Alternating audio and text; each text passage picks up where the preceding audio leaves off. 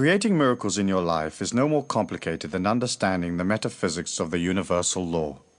And because that law is basically indestructible and therefore infinite, we know that the power used by miracle makers in the past is still available today. Yet in our modern society, we're brought up to believe only in those things that we can logically understand. We are not taught either that the universal law has limited potential, or that this power is at our disposal and can be used to work miracles in our own lives. To understand miracles, we have to look at two aspects of the universal law. Firstly, there lies deep within all mankind an immense power, and secondly, the power is impartial and unemotional. Call it the universal mind or Christ consciousness, or what you will. It is this power that allows man a recognition of the universal life force that we call God. The life force is eternal, it is a part of all things. Moreover, it is a major part of each of us. Consequently, we all have within us an unlimited power. Creating miracles in our lives becomes a matter of identifying with the power, understanding its characteristics, and learning to use it effectively.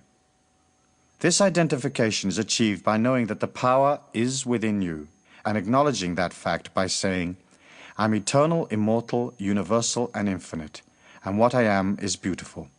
In this manner, you lock into the power source and you are poised for the next step, which involves looking at its characteristics. The universal law is impartial and unemotional.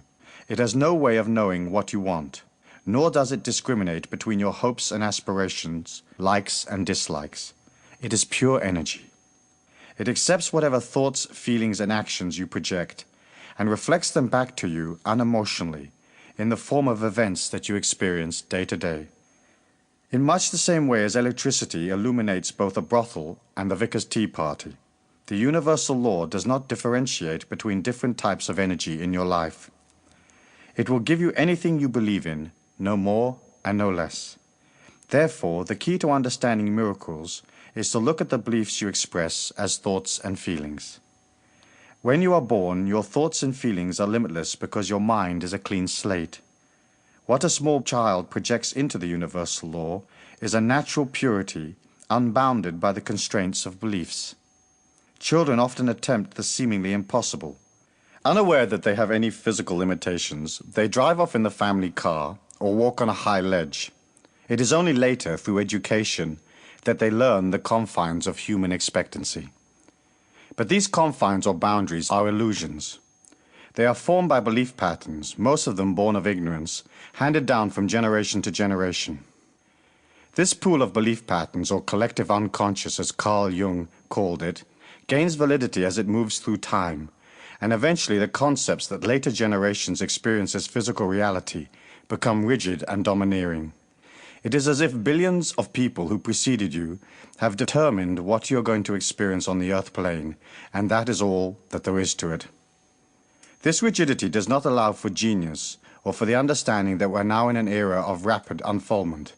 Fundamental structures are being swept away in an avalanche of awareness, and we are no longer prepared just to read about great miracle makers. We want to have the same experience. For most people, this is not possible because they are locked within the limitations of body and mind. Their upbringing is so dominant that it encases their entire evolution, and they experience little spiritual growth. Step 2. Understanding life's mission. We are not our bodies, or our emotions, or our minds, or any of the structures and restrictions we experience around us. We are an infinite part of the God force, using the physical form to experience spiritual development through a special training called daily life.